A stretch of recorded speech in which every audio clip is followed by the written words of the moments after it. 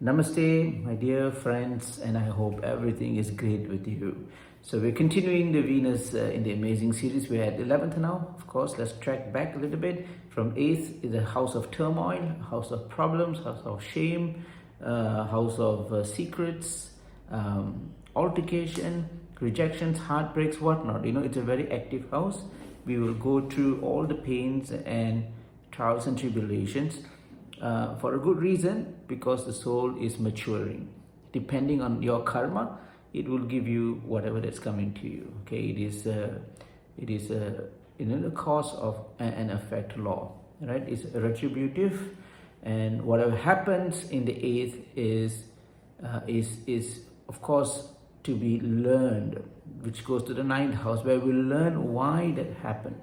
Many people do not know that because they don't learn when problem happens, so they get stuck in the 8th house itself, and they keep complaining, why all these problems happens to me, not realizing that there is a lesson to be learned, right? So that's 9th, higher learning. The 10th is not just learning, not just planning, not just strategy and tactics, but also to walk the talk, to execute whatever that you have understood and learned. That is the 10th house, karma bhava. And now the 11th. The 11th is called the Labha Bhava, which is the house of gains. Now, this is where the soul is equipped with everything that it needs to live a life of sanctity, which is the 12th. Okay, it is acquired. Right now, this 11th is the last house of karma. Now, remember the 4 pillars of Hinduism: dharma, artha, kama, and moksha. Now, we need to fulfill this 4, or we need to be engaged in these 4 columns, and by doing so we would have a fulfilled, sanctified, happy, peaceful, joyful life. Regardless of problems happening, we will have a way to be happy at any circumstances. Now, happiness doesn't mean just smiling or being joyful. Happiness truly means a person who is peaceful, is contented about something.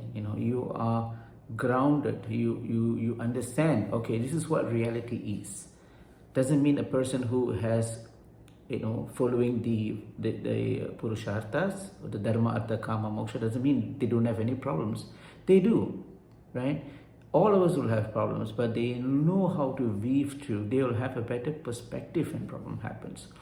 So the 11th is a house of gains. A person has all the knowledge, all the acquired understanding, or the soul has all the acquired understanding to move on to what I call as the life of a sanctified life, right?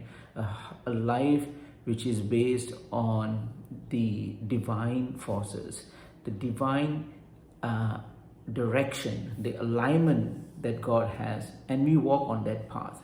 Now, walking on that path gives us peace of mind, and I say happiness is just a marketing word. End of the day is we are trying to establish a state of fulfillment, all right? A state of where you reach somewhere. It's a completion that you are born, and you have done all these things, and things happen to you, but finally you have reached somewhere. Your mind is at peace, is clear, without any clutter. Okay, so the 11th is the guarantee of that life, that you can walk on that path of clarity and focus and divinity, and glory, of course, at the end.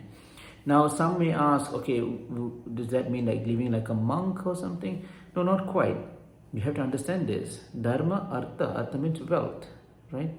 Kama is your love and your whatever that you want, your possessions, your desires, your hopes, your dreams, your aspirations, your goals.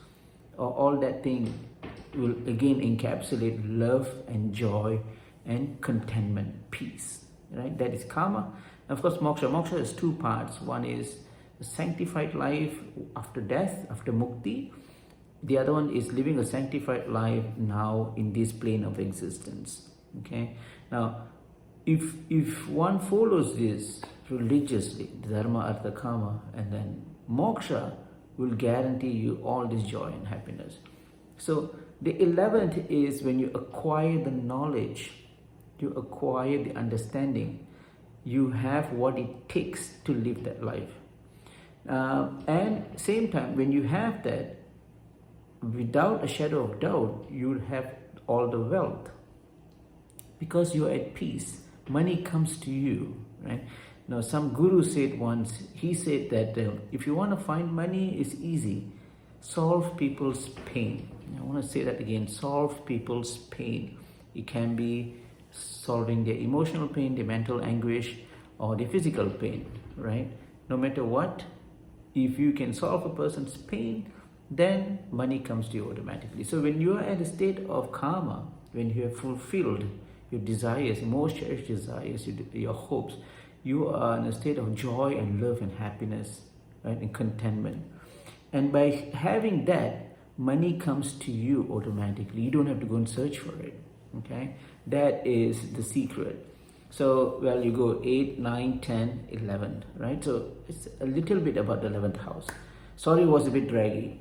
Okay, now the Venus again. Now Venus, of course, it's how we connect, how the soul establishes a bridge, a conduit to the external world, from the world of divinity inside your Atma to the material world outside that we live in. All right, that is the bridge. Venus is the bridge. Okay, so what happens when Venus goes to the 11th? And these are the top 5 amazing things that I've seen personally over the years that happens. Okay, number 1. These people are truly, truly grateful when they are successful. Of course, they'll be definitely successful, no doubt about that. Success doesn't mean just money. Success means reaching fame, right? And fame, fortune, all is part of it. It's just not about money. It's having a life which is fulfilled, a life which is complete, right?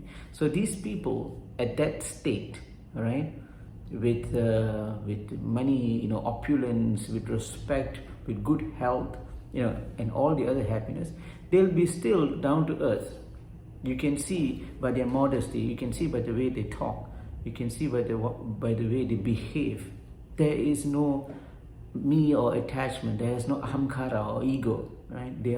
They are always in a position to offer their assistance, their help to someone who is in need. Okay, because that's what Venus is in core. It's the love for the other soul. All right. So they are always grateful for whatever they have. They will never boast about it. Although they do have a lot of money and do wealth and health and good satisfaction in life, all desires fulfilled, but still they'll be down to earth. All right. That is number 1. The second amazing thing is they don't have this social acceptance problem. Some friends may you have that post a lot. If you see on their Facebook postings and whatnot, Instagram and whatnot, they post, just keep posting. Wherever they go, whatever they do, they post it. Now, it may seem a little bit far-fetched, right? For even a small thing like posting your lunch every day doesn't make sense, right? It is not that you're sharing with your friends. Sharing, this is beyond sharing. You just keep doing things. You just post whatever that you do. Now, this means these people are insecure. Right? Psychologically speaking, these people are insecure and they require social acceptance. They want that people to come to them to say, this is good. Oh, wow, you're great. Oh, great, you're having a nice life.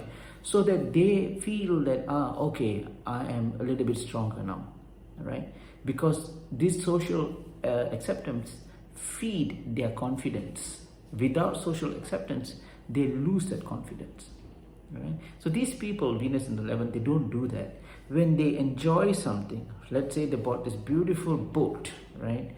And they go for a sale, and they don't do anything. They don't post. They don't call their friends and say how happy they are. They don't do that because that for them it's just stupid to share all these things, because the boat was his or her enjoyment, for pleasure, for himself, for herself, right? So that social acceptance part is not applicable for these people. That they truly enjoy, they eat something, they enjoy it because, they enjoy it, right? Because it is truly to them, it's a satisfaction for them, not to show it to someone and to get some kind of clap or some kind of accreditation or people's acceptance. They don't do that, and they do it for themselves. One of very important thing, right?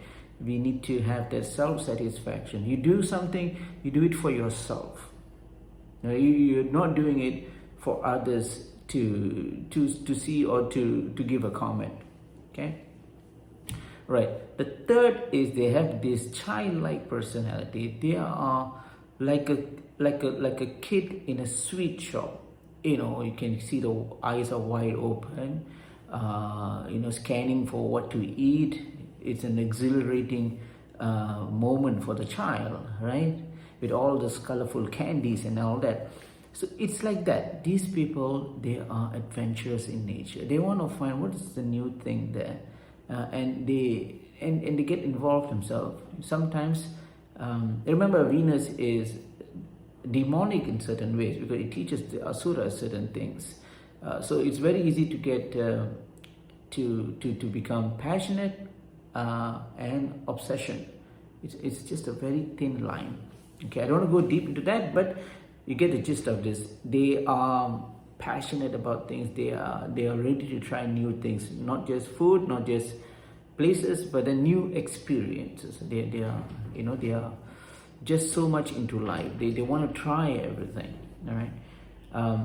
Now the fourth is these people have one thing very powerful, which is coping mechanism. Now, to be successful in life, one needs to know how to cope with things.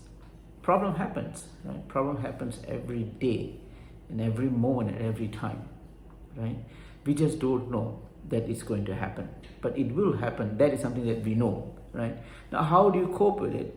Say in the morning, you wake up one morning and say, okay, I'm going to lose weight today. I'm going to do a 10-kilometer walk. I'm going to start with that. Okay, I'm just going to walk for 10 kilometers a day, and I'm going to do it. All right, first thing tomorrow morning, I'm going to do it. So the next day came, and you realize that it's raining. Okay, it's raining. Is terrible. Cats and dogs out there, and you can't go. And what happens then? All that gung ho, all that enthusiasm, all that feelings of getting it done, all that fire within you is just doused, right?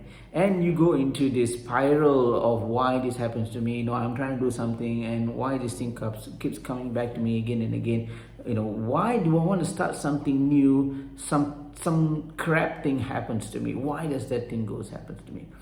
So this kind of a self-sabotage thing happens. But these people, Venus in the 11th, have this coping mechanism. They know how to cope with that. Okay, so if this didn't happen, let's take for the walking scenario. So I couldn't walk, it's fine, no problem. All right, it's always the next day, and so on and so forth. They have this way to rechannel that problem. Problems come, they will look at the problems, they will accept the problems, but they don't dwell in it. They'll rechannel it to something else. Okay. Now the last, certainly not the least, is these people are larger than life. They do not stop when they are successful. For some people, they have this thing, okay, I've got a nice fancy car, a big bungalow, I've got this bank balance, and that's it. Right? Maybe I go to the gym every once a week. All right, that's cool. This is what life is all about. I'm going to stop here right now. I'm happy with what I have. There's nothing wrong with that, right? But then Venus in the 11th, they have this thing that life, God has sent us, or we are living here. The soul is living here because it needs to explore. Don't just curb yourself. Don't just coop yourself into one room and think that that's what life is all about. Explore, right? They have that mindset, so they do not stop when they have reached certain success. Like entrepreneurs, right? They make money. They start up a business, they make money out of it, then they sell it to someone, then they'll go and do another business, right? They keep doing the startups and so on. As long as they can, they'll think about new ideas, and they'll engage in this new endeavors and all that. So Venus in the 11 have that personality. They do not simply say, okay, that's it, I'm not going to go anywhere now, everything is nice, I'm really happy here, so let me just get comfortable. Not for them. They're just larger than life. Okay, so these are the top 5 amazing things that I can think of over the years. These are all true things from my clients. Okay, over the years, I'm just collecting it from my database, and I'm sharing it with you. I hope this has been educational. Now, if you do have any of these, please put it in the comments. I'll be very happy. You'll make me very happy by doing so. So to know that, okay, others in the world do have this as well. So yeah, thank you guys. I'll see you soon on the 12th. Namaste.